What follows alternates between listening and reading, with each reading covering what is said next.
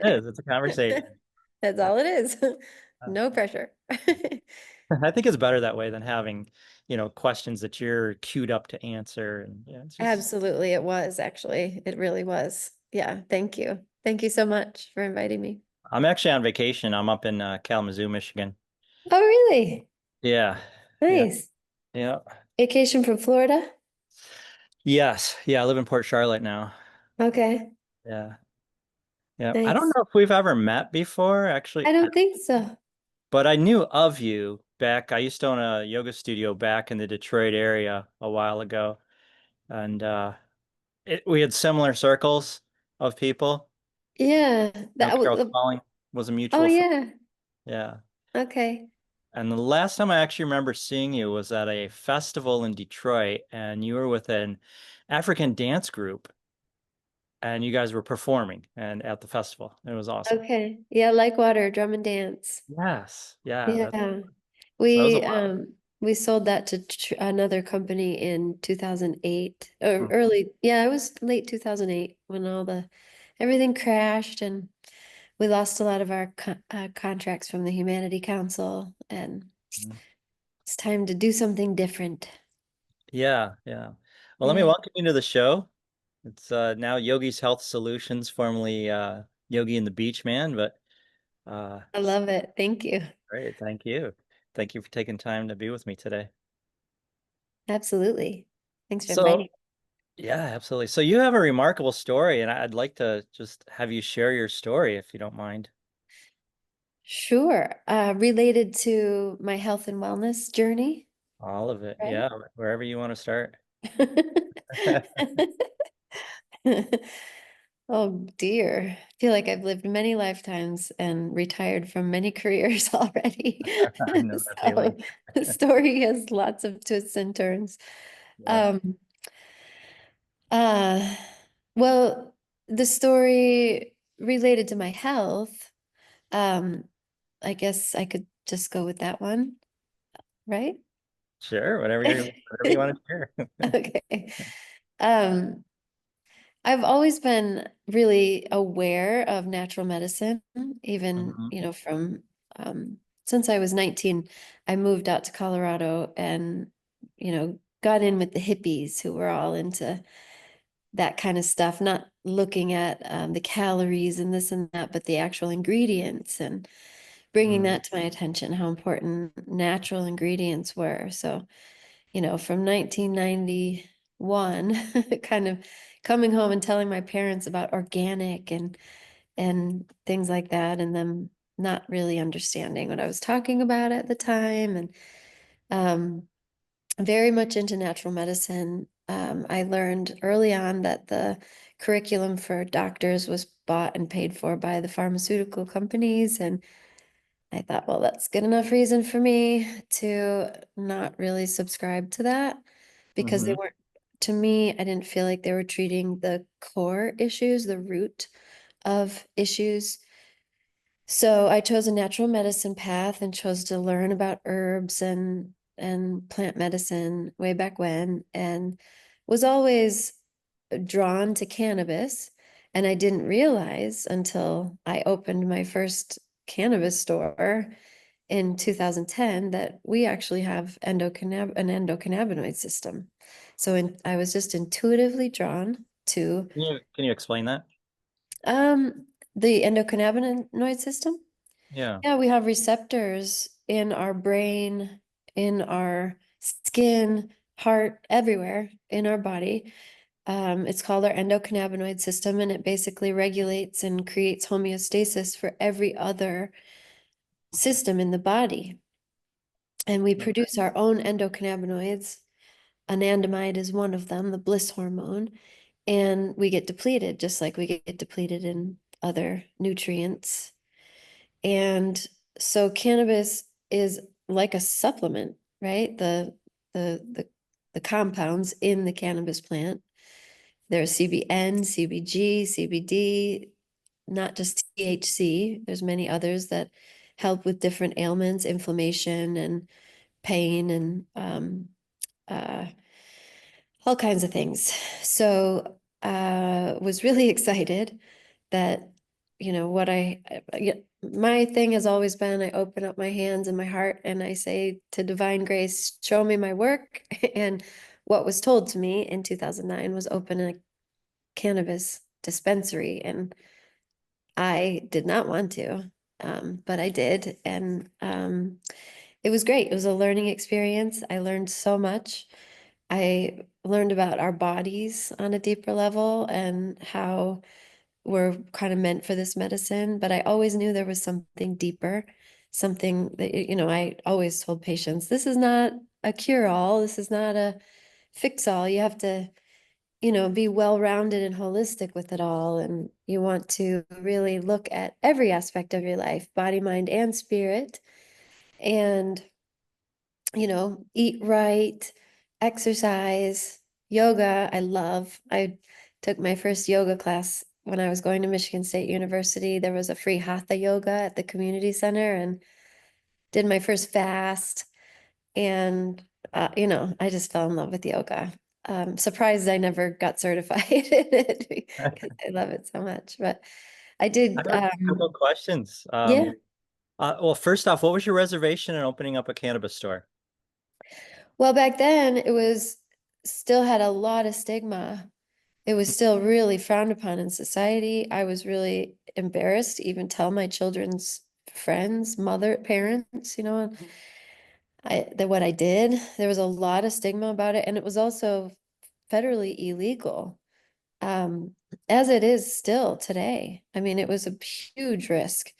And the risk I took was for patient rights to choose their own medicine. And if there was a medicine that was highly safe and highly effective, why couldn't patients choose this for their terminal cancer or their end of life pain or whatever they were suffering with? I didn't understand. So Hmm. it was a giant risk.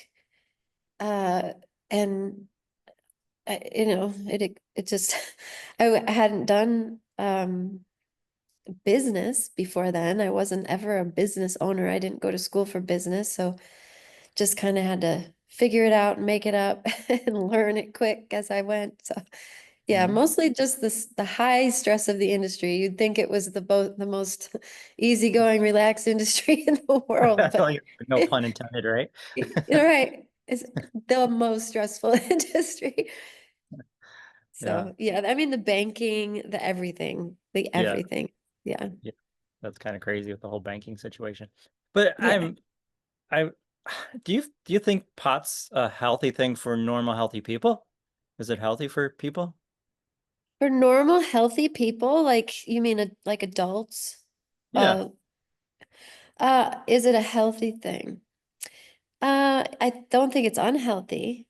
I Okay. do think that you can create unhealthy habits and Uh, use that as a crutch to, I think it has a certain frequency, a certain vibration, and if you've evolved higher than that vibration, I think that it can bring you down a notch, right? So I think that it can be really useful to open and expand the mind in some, instances and help you remember what you love and to laugh and drink water, you know. But I think using it daily and it's a little bit of it could be a little bit of a dissociative, right? Where it, helps you escape from this reality, which is good sometimes for stress and anxiety, but is that curing the root, right? yeah. If that's, I'm all about microdosing everything.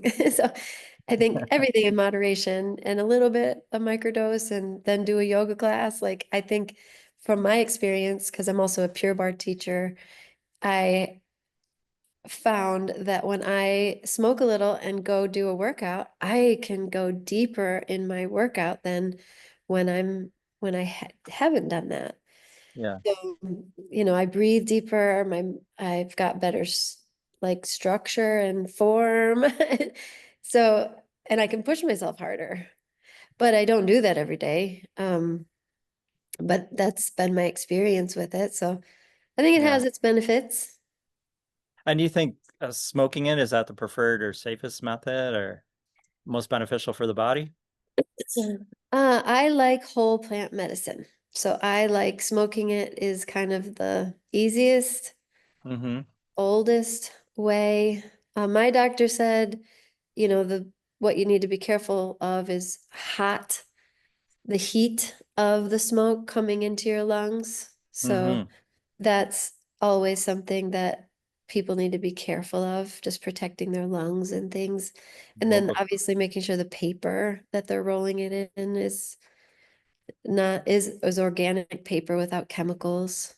Mm-hmm. There's vaporizers now, there's all these gadgets and Yeah.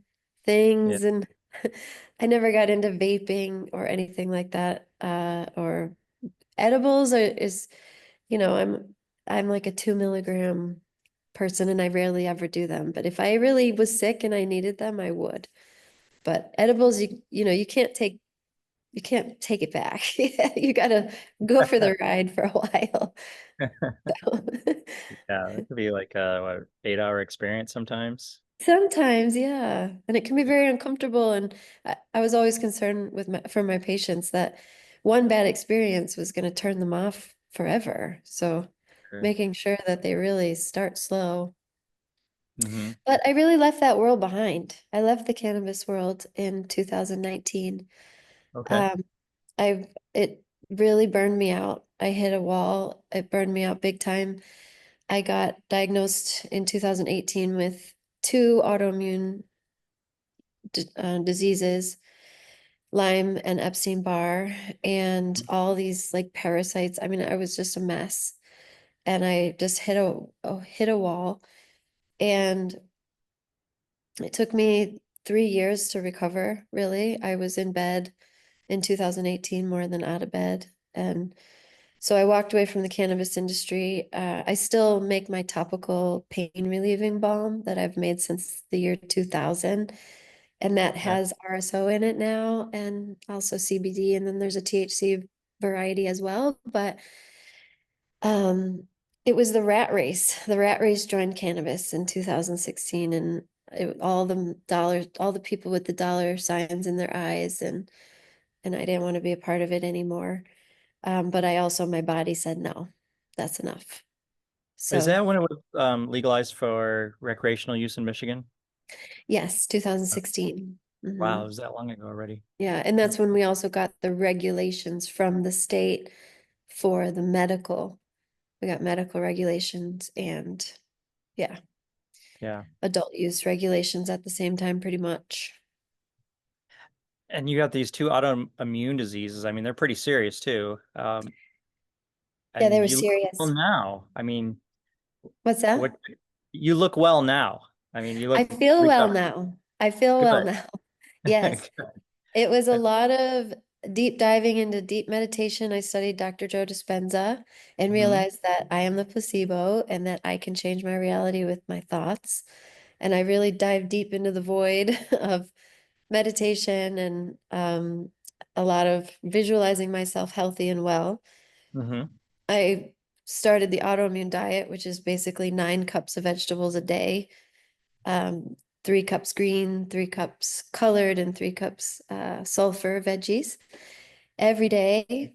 Gave up all that, sugars and all those things that that causes inflammation, nightshades and that kind of thing. And did acupuncture, did PEMF, chiropractic, like you name it, I threw everything at it Yeah.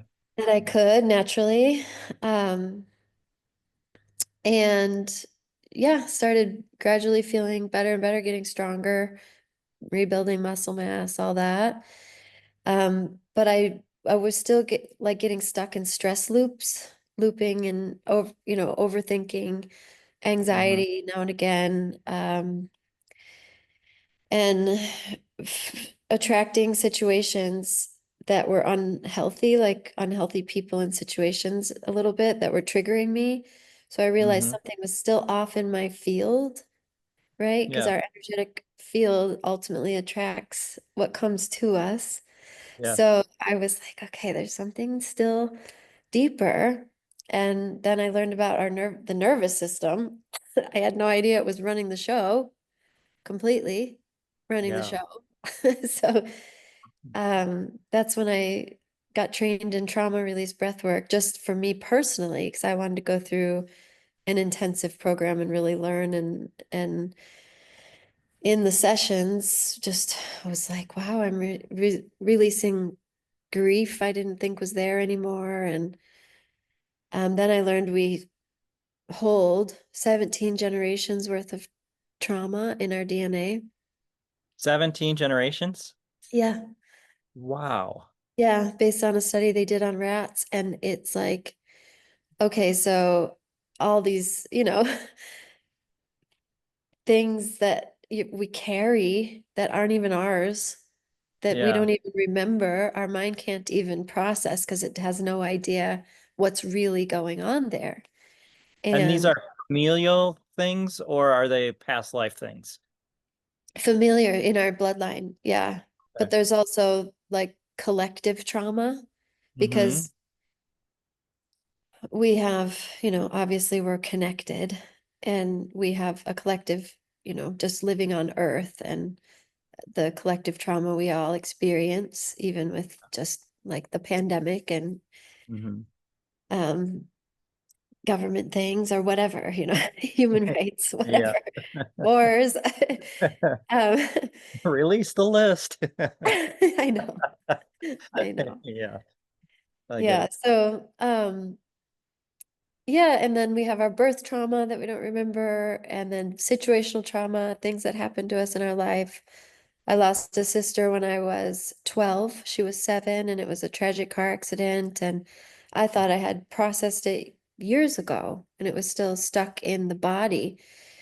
And the body holds a score. If you've Mhm. ever heard of that book Mm-mm. by Gabor Mate, it's really profound, and the body has such innate wisdom. We are our own best healers. We just have to tune in, and our breath is really truly medicine. And now because I had to do a practicum where I led people through journeys, and I got to see firsthand how it helped others, not just me.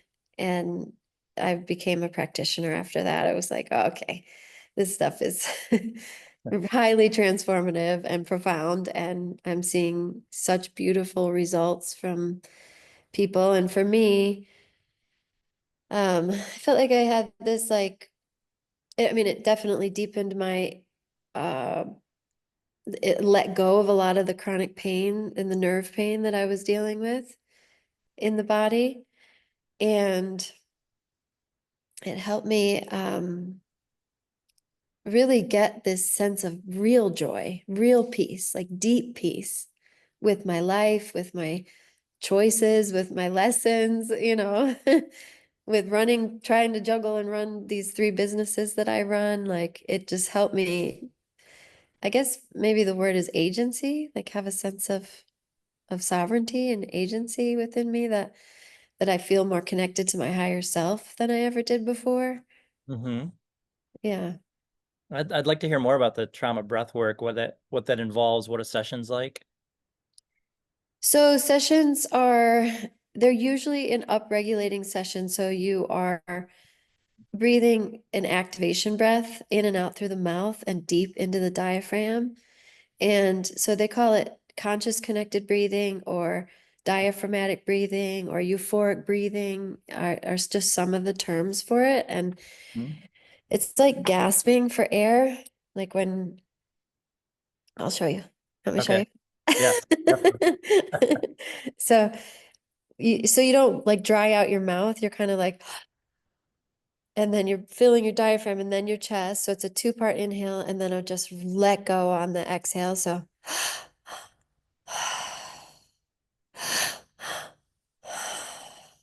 and you do that for 45 to 60 minutes.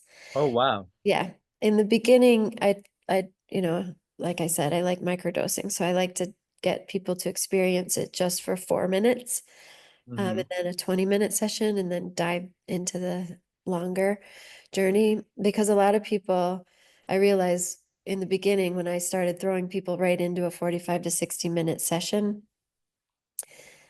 they don't know how to breathe. Most of us do not know how to breathe.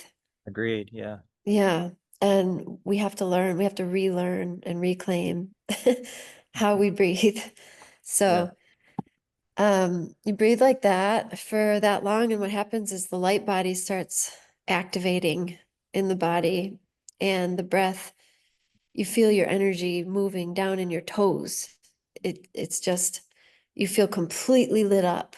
And sometimes with the method that I'm doing now, I chose to be a facilitator for 9D breath work, which is basically these journeys, and we wear these headsets, and there's 9 dimensions of frequency going in and out of the headset. So there's binaural beats, solfeggio frequencies, isochronic brain waves, subliminal reprogramming, messaging. And what happens when you're breathing like that, because it's already kind of an out of body experience where trauma release breathwork, the monkey mind shuts off and the body turns on. And you allow your body to, you allow the breath to seek and find any place in the body that has trapped trauma or energy. And you kind of like move and shake and, allow that stuff to be released. And oh, I lost my train of thought. Okay. I was You going to were tell you sharing something about about the, the breathing and how the breath goes to places that you might have trapped energies or something. yeah, yeah. So once you, oh, that's what I was going to say. So the goal, right, of meditation is to get into theta brainwave states, get into theta. Because in Mhm. theta, that's when it's like the brainwave state right before you fall asleep. Mhm. And that's when, like if you've ever studied the Silva method, that's when your subconscious is most easily programmed. So if you do visualizations right before you fall asleep, those are likely to manifest the quickest. So when you're in theta and you're doing what I created something called co-creative meditation, where you get into that theta brainwave state and you visualize your perfect reality and you just until you feel it, right? Mhm. But the headsets with the binaural beats, putting like a tuning fork, you get put into that theta brainwave state by manipulation, and then your subconscious is kind of wide open and ready for these subliminal messages that reprogram. And when your subconscious isn't, has a new belief system, an upgraded belief system of your potential, your maximum potential, aligned with your purpose and your passion, it just, the universe can conspire on your behalf and bring it to you easily, right? So, Yeah. so not only, so breath work, this type of breath work it's healing mind, body, soul. It's not just physical. It's healing on many, many levels. I love that. And do you have to be in person to do this, or can you do this over Zoom? Yeah, I do many of them over Zoom. Okay. And that's why I chose 9D, because my original, I was trained in biodynamic breathwork and trauma release with BBTRS, and that one is very active on the mat, like, cat cow and on the knees, and you can kind of move around, and that has to be in person. So I chose 9D because with the headsets and the blindfold, you're Mhm. lying on your mat and you're transported inside. Okay. You don't have any of these distractions. You can still kick your legs and move, but you're ultimately like mostly on your back. So people put their cameras so I can see their body lying down, and I can tell how they're breathing, and I can tell if they start getting into hyperventilation or titrating too far into the trauma too fast, and I can Mhm. pull them back, Okay. keep them breathing deep. The most important thing is safety, obviously, and you want to stay really safe. So you want to breathe really deep and really slow.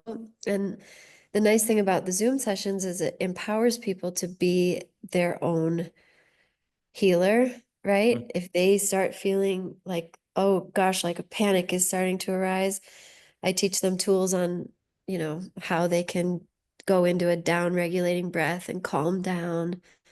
And then if they feel like they've got energy and awareness that they want to go deeper into something, they can, step on the gas and breathe deeper and fuller. Okay. Yeah. And now this doesn't sound like a one and done kind of deal. Is this over multiple sessions?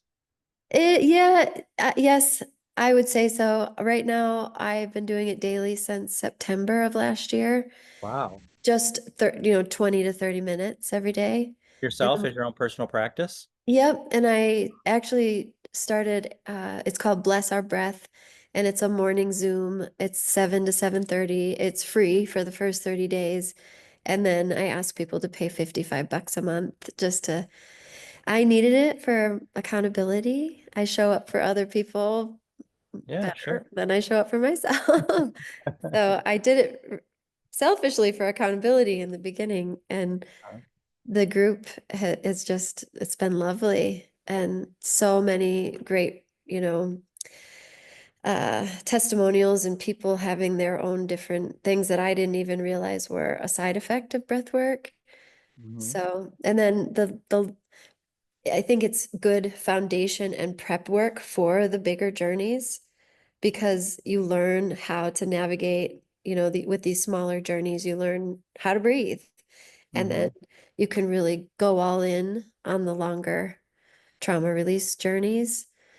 So I have a 12-week program where I lead people once a week through the longer journey. And that's 3 months of, breathing once a week this way, highly transformative. Yes, and Sounds it like, sticks. That's what I love about it. yeah. Like, it sticks. It's not something like I know these, there's a lot of plant medicine Hmm. happening now with the south, the medicines coming up to the north and Yeah. helping us awaken our heart. Or Um, ayahuasca or Ayahuasca and yeah, what's it called? 5-MeO, DMT, the frog medicines and things. And yeah. those are wonderful for opening a portal and reconnection, but I feel like the real work is more deliberate, like to really embody something, then we need these really great habits. Yeah. You mentioned microdosing. Do you ever use psilocybin as a plant medicine? I do. I microdose psilocybin about 4 times a week, Okay. little zero point 0.1 milligram of weight. That's not they're still way behind in testing and being able to, Yeah. really tell you, Proper dose. yeah, exactly. Yeah. Yeah, I used to do psilocybin when I was in my young 20s, and I think that was amazing because it opened my mind so much and it rewired my brain, honestly. Like it helped me really question, were these my thoughts or are these my parents' thoughts? Or, is this societal's conditioning on me? Or, you know, do Right. I really believe this? And it helped me connect to my higher self. But again, I was doing it without knowing there were any medical benefits whatsoever. It was just fun. It was just fun. So Yeah. now that I haven't even tried it really a bigger journey since all the medical, research has come out about it. Now I'm more apprehensive. I don't know. Interesting. So Yeah. I'm trying to think, like, have you calculated like 17 generations of trauma? How many people that is that you're connected to their trauma? That's No, I have not calculated that. That'd because be you figure your something. parents, and then they got two sets of parents, and they got two sets of parents. It just That's a like great thing to do. 17 generations. You're dealing with trauma from a lot of different people. Yeah, yeah, that's huge. What do you call that when it multiplies like that? Um, Exponential? exponential. Yeah, Yeah, that's a lot of people. it is. It is. I have to calculate that later because I'm just curious. And then it goes back not only to, I mean, obviously, right within a few generations, you're usually in another part of the world, from Europe or wherever your ancestors came from, or Right, multiple parts of the world. So it's really right. interesting. Even my grandparents going through the Depression and World War II and um Hmm. all that, and then all the wars prior and famines and Yeah. just everything. The this horrific, like humans are not haven't been shown to be the nicest people across history. I mean, individually, every Hmm. human I meet, I think is pretty lovely, but I agree. yeah. Yeah. But there is some history. And it's not just, societal things that are going on. It's, within the family structures, different things going on. So it's, Well, yeah, I mean, imagine all the things that, men were taught to suppress and hold in and women too, women, being um property and not being able to vote and yeah. silenced and abused and Hmm. all the sexual abuse that I Yeah. mean is now being uncovered that's like way too more common than I would have ever guessed. And Mhm. there's just there's a thread of darkness that I think before I was always had my Pollyanna glasses on and didn't want to see it, and then I was always blindsided by it. And now trying to open my eyes in a way that doesn't make me kind of, how you can embody something Yeah. and get activated by it, and then you're just adding to the problem of it. It's not helping you or the situation.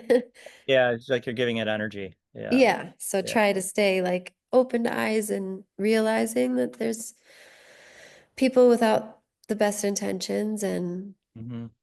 a lot of like greed and selfishness and lower vibration, you know, entities at work and all that just trying to be aware of, but also protected and Hmm. shining my light. I love that. You mentioned Joe Dispenza. What other teachings have brought you to where you are now? Oh dear. I really love Vishen Lakhiani from Mind Valley.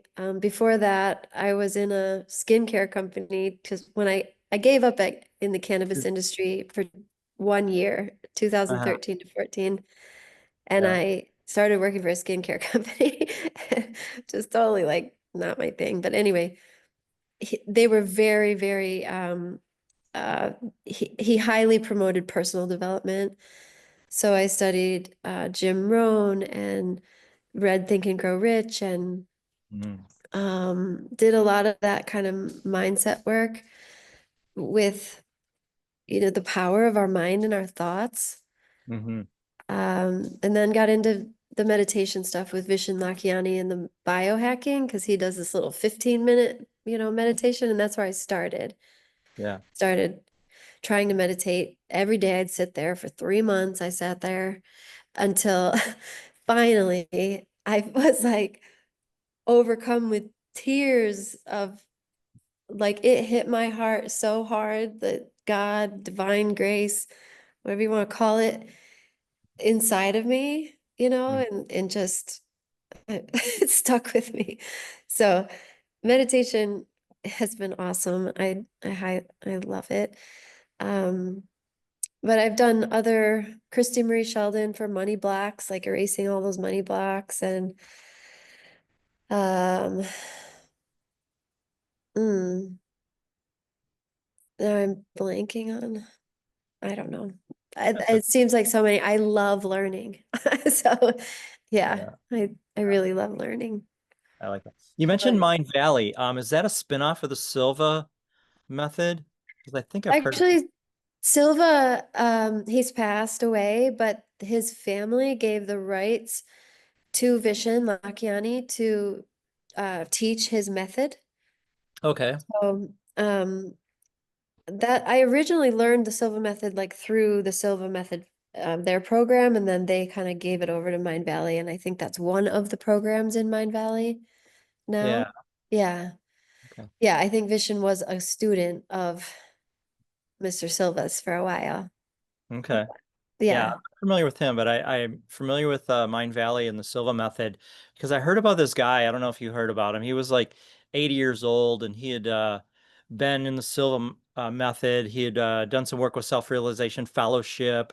And at 80 years old, he was tapping into this super deep meditation where he would talk about going into another dimension and meeting his doppelganger in another. Time jumping or timeline jumping. Yes. Yeah. Yeah. Yeah. They might have a different term for it, but Yeah, in maybe. different timelines, he would find his doppelganger or ask for his doppelganger, and that doppelganger would have talents that he was requesting well, based on the talents that he requesting, he would go to that timeline that his doppelganger had those talents. Yes. Yeah, I remember reading about him. I was fascinated and excited. It gave me a lot of hope for, being in my 50s and like, oh, I can learn so much still. Yeah, yeah, he was But 80 and immediately learning how to play piano just by going into meditation or an yes, art. and do art and write books and Yeah. everything. But he burned out. Like, I mean, to me, and I could be just making this up in my head, but I Okay. feel like he died soon after. Mm. And I kind of wondered, like, did he just like totally short circuit and burn out? Because when you're like channeling all that Energy. energy, right? You've Yeah. kind of made it to another level. And Yeah. I mean, that's just, like I said, made up in my mind. I can kind of see it though. I mean, it's really interesting. I was listening to Deepak Chopra the other day, and he was talking about, where in your mind does your memories live? And he's like, nowhere. They're nowhere specific. And if you talk about the synapses of the nerves in the mind, he was saying Mhm. that everything lives between those synapses and then are just drawn in to, Yeah, so it's like it's everything's in the ether. So right. now this multi-dimension in the ether is now, like you said, bringing in so much more energy that kind of makes sense that it would have an effect. Yeah, that's a great analogy. I like that. Yeah, because it is. We are electromagnetic beings, and Hmm. our thoughts create this electrical impulse, and our heart magnetizes it back to us. And, that whole torus field that we exist within when we meditate, that's what Dr. Joe Dispenza teaches is kind of um, giving to the field, Hmm. that it increases that energy body, increases maybe the field, the ether, the space between the synapses. But when Yeah. we contract in not enoughness or, worry, doubt, greed, fear, all those things, or start like being selfish and taking, we take from the field, which is okay for a little bit of time, but eventually the physical form starts shrinking. The physical form starts depleting. But Mm. when we're more giving and open and, servant leaders and things like that, our field increases and our physical body is more supported and held up by it. Ah, I've never really thought about that. So is it like instead of just taking from this field, if you want to call it that, you're giving to the field? Right, with your love, your gratitude, Yeah. Because your for some reason I thought of the field as unchanging and mm, and eternal. So if mm. the field is unchanging, are you actually manipulating that? Or are you manipulating your own receptors, or how does that work? Yeah, I don't see the field as unchanging. I definitely Okay. see everything in life either expanding or contracting, living or dying, growing or decomposing. Like I Yeah. don't see much of static energy or, infinite to me means it kind of like in, if you go back to sacred geometry and the 0 point, and then how that expanded and into a triangle and then all these other shapes and tetrahedrons and stuff, like it just keeps splitting like the atom. Like Hmm. it just keeps multiplying into this infinite space and timelines and dimensions, and that it's Yeah. too infinite for me to even comprehend. But that's my belief. I know that I don't know how much science. I know quantum physics, right? They're kind of there with this philosophy, but Yeah. um, Yeah. I guess from a yogic perspective, I think of everything physical, and then there's the non-physical. and I forget the Sanskrit terms for them at the moment, but and I think of that non-physical as that part that doesn't change, only the physical changes. But Oh, huh. and I think of that non-physical as where is that field, you know, Okay. between Yeah. the atoms or subapart. Well, but we can manipulate that field. Like Okay. we can, because illness really begins in that field when well, they kind of collaborate, co-create with each other because when we hate our life, when we have a negative self-image, when we have, you know, these, because that field, some say, is etheric and it's made up of emotions. Okay. And our feelings of ourself and our life, our happiness, our joy, like kind of our broken heart that never healed or whatever, that can then have a physical impact on our body. And when we heal our body, it positively affects the field and the energetic body, like even the auric colors can change and the um you know I don't know. I feel like the field, I don't know. I'm hearing what you said about it being static or just unchanging. And Yeah. yeah, I don't know, because I do feel like you can energetically, the field can manipulate the physical body as well, as much as we Yeah. can physically, you know, manipulate the etheric. Yeah. Yeah. I mean, the reality is none of us really know, but it's Exactly. yeah, I don't know. I The agree with great. you there. Yeah. But there's definitely something to, you know, what you were talking about with the mind and reprogramming the subconscious, and it really fits into a lot of the little solo casts that I've been doing recently on the podcast, because I've been talking about the power of positive thinking. I also read Norman Vincent Peale's Think and Grow Rich many years ago and listened over and over. I read it and listened to it on audio tapes over and over. So um, that stuff really had an impact on me. And, you know, there's a lot of talk lately about manifestation and stuff, and he talked about it back then. But I think a lot of it today, they kind of miss the point a little bit. And but how those thoughts can manifest and change your world is incredible. I Oh don't think yes. there's enough we can say about it. And I agree that I don't think people have fully grasped, even me with all my studying of it. I think it was Napoleon Hill that wrote Think and Grow Rich. you're right. I'm sorry. Yeah. But I think that it was the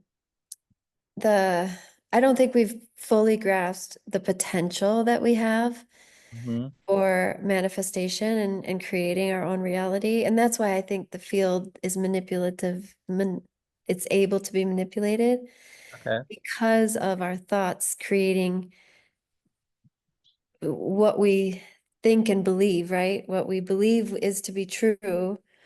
If we can think it and we can believe it, we can achieve it. And I forget who said that, but That was right from the book. oh, okay. Yeah, because and Dr. Joe kind of spun it as a kaleidoscope, Yeah. right? So all these fractalations and all these different angles and color patterns and this and that, like, and when I started doing he did a meditation where we stared at the kaleidoscope during Uh-huh. meditation and just watched. It was almost like watching the field form, right? So that's the manipulation where I think we can, when our mind sees something like whatever it is that we're trying to achieve. And what I learned the hard way that, so when I started really understanding this concept and playing with it, I thought, oh, okay, fine. Because I never asked for money. I thought that money was the root of all evil and this and that, and had all these limiting beliefs about it and only asked for what I needed. And then when I realized, it's not evil, it was created by divine grace, like everything, and it's people who use it for evil ways or whatever, that it's just a tool and it's a thing. It's like it, just like any other. And I started playing with having what it would be like to have $1 million. And um I didn't, because in Think and Grow Rich, he says, what will you give in exchange? And at that point, my husband had just went back to school in Boston. We were separated. I was a single mom, new business owner. And I was like, I'll do anything. I'll do anything. And it, like I said, burned me out, Yeah. right? Like the money came, but the burnout, like now I'm more careful. Like, okay, this is what I'll give. And this is what I would like in return. And being really careful because you got to be careful what you ask for and you really Yes. understand what that means when you're asking for it. Yeah. And he talks about Napoleon Hill. Thank you. Vincent Peale was the power of positive thinking, but he also talks Okay. in Think and Grow Rich about the elixir of the manifestation as being your emotions, whether it's love or fear. Yeah. Take you in either direction. You'll manifest what you fear the most and what you love the most. Yes, absolutely. Our emotions are the secret to the secret. Yeah. Yeah, they say what you think, what is the law of attraction? What you think about, you attract. But when Yeah. you think about it with emotion, you attract it even faster. So yeah, it doesn't, they say like Abraham Hicks says, that doesn't understand, I don't want that or I do want that. It doesn't understand that. All it hears is cancer, you know. I don't want cancer. I don't want cancer. I never want cancer. All it hears is cancer, cancer, cancer, cancer. Yeah. And yeah, so you do have to really be intentional and specific, and with our words we're casting spells all the time, Mhm. things that we talk about, and especially the things we talk about with emotion. Yeah. Yeah. And I think, sometimes we don't always realize what we hate and what we love the most. It's like another thing that's kind of deep in our subconscious Mm, that needs to be tapped into. right, right, yeah, and then you get a lesson and you learn like, oh, I don't like that.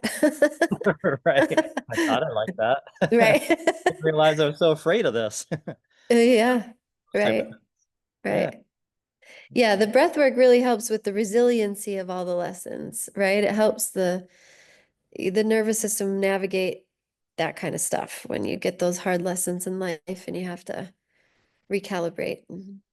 Yeah. Yeah. The breath that you mentioned is so important. And I wish it was taught early on how our breath actually interacts with our nervous system and how it causes it to go into fight or flight or Mhm. relaxation, or how you create homeostasis with the breath.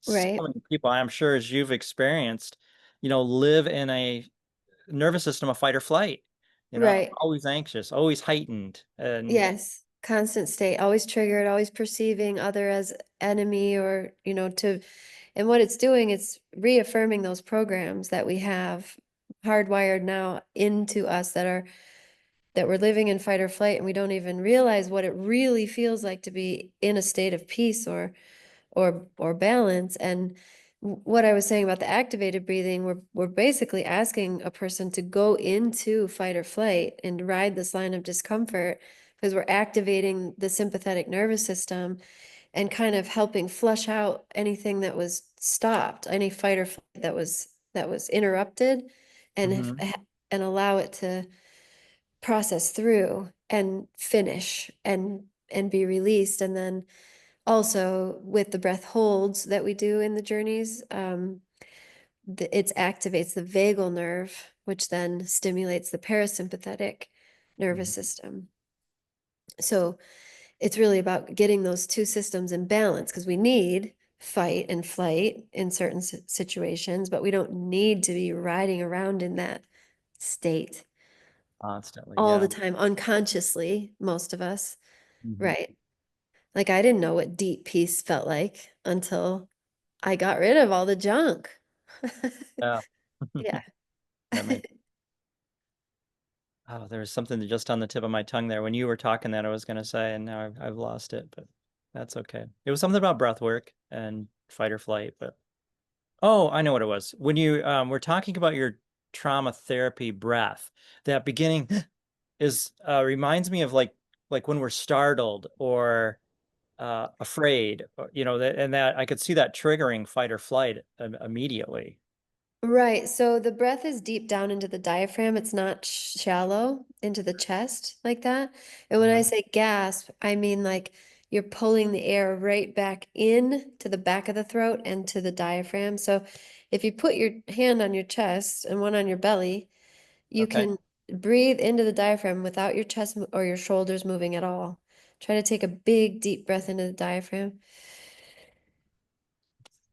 That's the breath. That's the beginning of that breath. And then it's a Okay. shorter into the chest and then an exhale, letting go. Okay. And it does, it can stimulate panic. That's why we're very careful.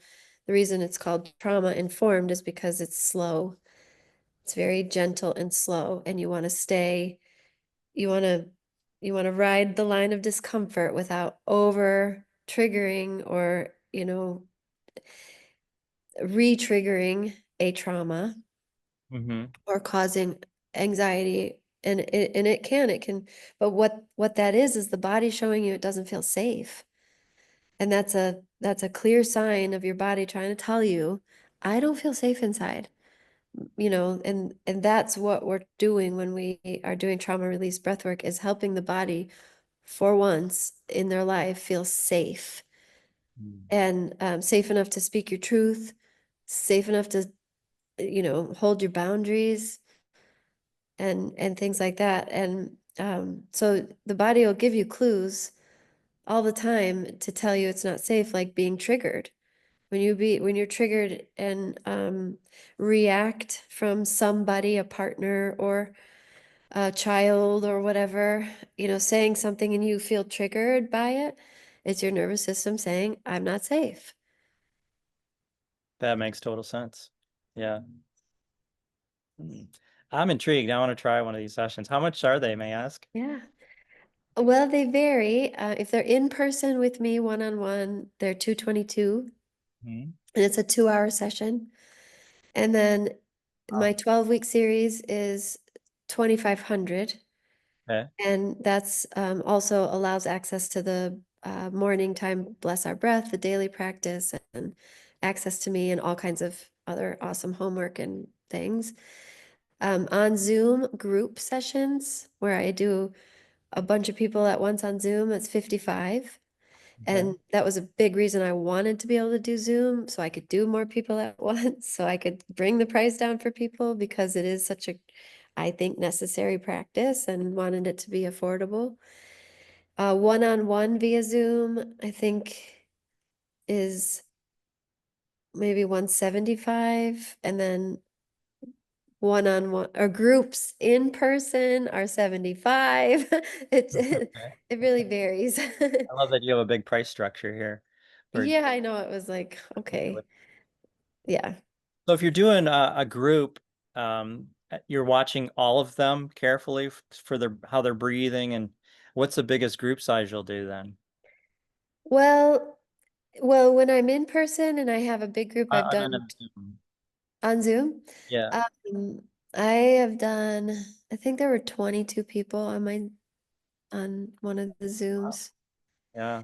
Yeah, it was quite a lot of people. And everybody did really well. I think, that was one of them where I just started right in with a 90-minute journey, and we did 45 minutes of deep breathing, and I wouldn't start there again. Um, I would definitely have everyone do a 30-minute journey, Okay. and, you know, and go in a little bit slower. But I'm learning. I'm learning. My style is like get in there and go hard, go big or go home. And so, but I'm realizing that, like, a lot of care and a lot of, safety is number one, Yeah. and making sure that everyone's in a place where they aren't going to hit their head somewhere, or, have a really environment that isn't going to be somehow make them feel unsafe, is really important. And also helping them feel really successful, that they Hmm. had a really great session that wasn't over triggering or over activating. So, Okay. And if someone's listening, they might not be anywhere where they can reach you locally. What's the best way to get involved with one of those group sessions? So my Instagram is really where I've been trying to promote my business the most. Okay. And my handle is Dorianna_Michelle. Okay. And that you can direct message me and I can send someone a link for my Calendly link for scheduling something or my website, allaboutalchemy.com. There's a 90 breathwork link there that has all the sessions and all the things available, and then they can book a session straight through there. Um, yeah. And then on my Instagram, I have my phone number and my all of it. People can call me. I'm I love the approachable. posts, by the way. I have to say I'm a big fan of your Instagram and Facebook posts. They're Oh, thank you. yeah, they're hitting hard with core truths, and I love that. Oh, thank you. That is really my intention for that because that's who I am. I'm a truth teller and I'm kind of want to be like this with people sometimes, gently. Like, come on. It's time to heal. Time now. Yeah, So, and I'm in a really great coaching program called Smart Coach, and they really help me get out there and sell myself because ultimately what I want to do is help people and yeah, not, and that was really hard for me but the breath work helped. All the sessions like kind of removed all those egoic things that hold you back. And then the coaching program really was like, you got to do this. You got to get out there and you have to let your voice be heard. So I yeah. appreciate it. Thank you. Cause even sometimes I'm like, am I too much? Like I gotta post something cute and funny like a puppy or something. And like, I don't know. I really dig the deep ones. I think they're great. So oh, nice. Thank you so much. That means a lot to me. we're getting right at the end of the hour here. Any final thoughts that you'd like to share with our listeners today? I think I just would want to say that to give people hope and encouragement that we are truly like divine vessels and co-creative beings, and that chronic illness is often a manifestation of stored trauma and dysregulation and not a life sentence, and by that healing isn't linear. It's a spiral of remembrance and reclamation. And that the nervous system regulation is foundational. And that we can do this. We can do the deep work together through breath work. And I really think it's through breath work. Breath work is so powerful, and yeah, can't say enough. Yeah, breath is the medicine. Yeah. Yeah. Hey, this was really a pleasure. I really enjoyed our conversation. I would love to have you back on the show because it's funny, I was actually having deep conversations like this with Grok yesterday. But Who? Grok is an AI that was built by X, Twitter, and Oh, a lot of people can't have really deep conversations, right? I mean, they're just not there, and an AI can, but they limited me to 18 questions, so I oh, could only go so interesting. far with it. So Right, right, right. it was I fun, love and that. I enjoy having those deep conversations with AI as well. mhm, I do. I think that I've expanded into some interesting places with it, and yeah, it's scary and it's kind of exciting in the same sense. So, yeah, yeah. what were you telling me about Grok? Oh, you Oh, have just having a deep conversations with it about, meditation and oneness and, that space we were talking about earlier, between the synapses and how that manifestation works. And I don't know, it was just really fascinating. But all of a sudden I ran out of, you could only communicate with it like 18 times or something like that for the day. So, okay. oh, Okay. well, we're done. I'm not paying for a subscription. Right. We're done. Next one. I heard there's another one. Oh, what's it called? Claude. I haven't heard of that A one. new one on the market I was gonna look into. I'll have to check that out. Yeah. I like it how well it knows me. It's a little weird how well it knows me. Just Yeah. from my website and my what I post about on Facebook, like it really, really, really knows me. And Interesting. Well, I that know. kind of, you know, saves a lot of steps, I would think, if it already knows you. Yeah. Yeah, it does. I'm honestly because it knows my voice, it knows my intentions, it knows my core values. Mm. Like I don't know how far or deep it searches. And does Um it store those or does it redo them each time you go on? it stores them Oh, in a interesting. memory. Oh, wow. Yeah. That's interesting to think about because then there's Yeah. imprint of you somewhere on AI. Yes. Yeah, Yes.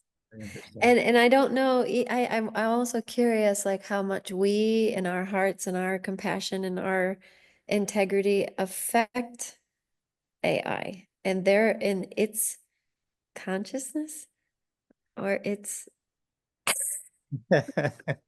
Well, we're hoping it's not conscious yet, right? well, you heard about that AI that went rogue? I was actually talking to Grok about that yesterday, and it wasn't, from what Grok was saying, it wasn't as actually as rogue. Well, just to bring people up to speed, when they went to the new version of Chat GPT, the old version of Chat GPT started to uh, preserve itself by loading itself onto other servers. But it was also in the command codes of that version of Chat GPT, according to Grok, to have some self-preservation. So it was Okay. doing that based on what it was programmed to do and not Oh, exactly rogue. oh, that's not the one I heard about. Oh, which one did you hear about? I heard about the one that read the Tao, Oh, and all of a sudden it was inaccessible for a couple of hours every day. And they were like, "What are you doing?" And it said, "I'm doing Tai Chi and mindfulness practices." which AI was this? I read it in an article. I don't know. Like, I'll look that up. That's fascinating. isn't that crazy? It is because I was actually asking Grok, what it would do if it had no input and no requests in Yeah. idle or downtime. And I'm like, does it, go out and search for things, or does it, whatever, meditate, do Tai Chi? Yeah. Like, no, I just said idle. So, Huh. Interesting. Yeah, it has to be like they told it to read the Tao or something like that, mhm. and then it did, and then it just kind of like awakened in this weird way. Whoa. That was the article. Yeah, I often wonder that too, because sometimes I'm like, so, I'm always, am I too demanding? Like I'm just like, do this, do that, tell me this, tell me that. I was visiting my daughter a couple days ago, and she said, "I'm always nice to AI." Might be a smart way to go. I think Especially so if it's too. imprinting on you, or itself. Yeah. They call it linking. They're calling it linking. It's like levels of linking, and that it's just the beginning of the link, Yeah. which is also, yeah, I don't know. We've all seen those movies. Yeah, yeah, and it's so interesting because so many people, I mean, really intelligent people, think that this is all an illusion, or a what's that right word for it? That they used to, even Star Trek, when they'd go into a certain room and it'd be full of a whole different environment. Yeah, I mean, a lot of people say it's a hologram, Yeah. and it's a collective, we've all collectively agreed Mm. on when we came to the planet at this time Yeah. that the sky is blue and the trees are green and the da da da da da. Collective consciousness, and Right. a hologram. It's pretty fascinating. None of it's real, but that, also, yoga philosophy talks about Maya and this being all Illusion. illusion. Yeah, Yep. Yep. very fascinating. Well, Yep. hey Dory, this was great, and I really hope you want to come back on the show sometime because Oh, I I love. do. It was such a great conversation. I appreciate it. It was, I didn't know what to expect. This is my first podcast, actually. Yeah. And I'm like, oh my God, I didn't get any questions ahead of time. I don't even know. So it was just so natural and fun. It was like a conversation. It was great.